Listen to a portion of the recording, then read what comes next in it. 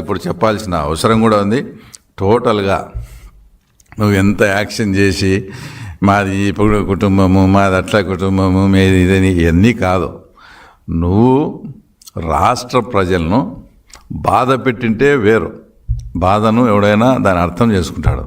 కానీ ఈ 5 ఏళ్ల కాలంలో రాష్ట్ర ప్రజలను నువ్వు భయపెట్టావు. బాధ వేరు, భయం వేరు. ఆ భయం నుంచి తేరుకొని మళ్ళా నిన్ను యాక్సెప్ట్ చేసే పరిస్థితి నీ జన్మలో నువ్వు తలకిందులు తపస్సు చేసినా కూడా రాదు. ఆ ఆశలేం పెట్టుకోవద్దు.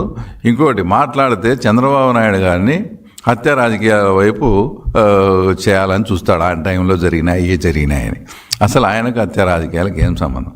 అసలు ఒకవైపు మేము సార్ వాడు ఇన్ని చేసినాడు పులిందల్లో, మనం వాడు 100 చేస్తే ఒక 5% అన్నా మనం చేయకపోతే మనల్ని నమ్మరు సార్, కొన్ని చేయాలని మేము సార్ను ప్రాధేయపడతా అంటే కూడా నో డెమోక్రసీ వేవ్లోనే పోవాలి, నేను అట్లాంటి చెడ్డ పనులే మనకు వద్దని మాకు ఆయన క్లాస్ పీకుతా అంటే, మళ్ళీ ఆ తర్వాత నీదేదో ఆయన హత్య రాజకీయాలకు పోయినట్టు ఆయన హత్యారాజు నీలాగా ఆయన్ను జైల్లో పెట్టేయాలా, నీలాగా అట్లాగానా చంద్రబాబు నాయుడు గారు ఇప్పుడు ఏదో సామెత చూడు, అలుగుట ఎరుంగని అజాత శత్రువు అని. ఆ ఆలోచన చంద్రబాబు నాయుడు గారికి 1% వచ్చిందనుకో, నీతో ఇబ్బంది పడిన అనేక మంది బాధిత కుటుంబాలు, తర్వాత నేను కూడా అవన్నీ, ఎందుకంటే మా చిన్నాయన కూడా మీరు అధికారంలో ఉండబట్టి మా చిన్నాయన మర్డర్ అయినాడు. ఇలాంటి బాధిత కుటుంబాలు ఎంతోమంది ఉంటాం. చంద్రబాబు నాయుడు ఒక కనుసైగ చేస్తే ఫస్ట్ విక్టిమ్ నువ్వే. ఆ విషయం నువ్వు గుర్తుపెట్టుకో. ఆయనకు హత్య రాజకీయాలు కానీ అన్డెమోక్రటిక్ వేలోనే వద్దని మాకు నచ్చ చెప్తా, మేము ఎంత ప్రాధాయపడతానే మాకు ఆయన ఒప్పుకోకుంటే ఆయనకు హత్య రాజకీయాలు కనిపించే ఎంత దుర్మార్గుని అసలు నువ్వు. కాబట్టి అసలు పులిందల ప్రజలు కూడా ఏమనుకుంటారు తెలుసా, ఏదో జరిగిపోయింది, ఆయన ముఖ్యమంత్రి నాడు చనిపోయినాడు, మళ్ళీ ఇవన్నీ పాత ఎన్ని లేపి రాజారెడ్డిని రాజశేఖర రెడ్డిని మళ్ళీ తిట్టేట్టు చేస్తాడు జగన్మోహన్ రెడ్డి. అసలు జగన్మోహన్ రెడ్డి రాసేడు ఎందుకు ఇట్లా చేస్తాడని పులివెందులలో ప్రజలు నవ్వుకునే పరిస్థితి. కాబట్టి ఫైనల్గా నువ్వు రాష్ట్ర ప్రజలను 5 ఏళ్ళు బాధ పెట్టలే, అందరినీ భయపెట్టినావు.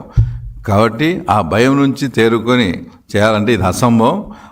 ఏదైనా ఇప్పుడు కూడా పులివెందులలో వచ్చే ఇంకొక 2 ఏళ్ళు కళ్ళు మూసుకొని సేమ్ డైలాగ్, సేమ్ రొటీన్.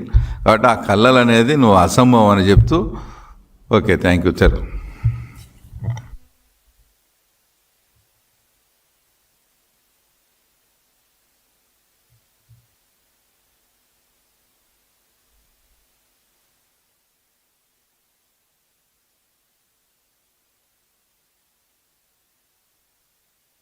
కుటుంబం యొక్క బ్యాక్గ్రౌండ్ అంటే ఆ కాలంలోనే కూడా మైనింగ్ వచ్చింది.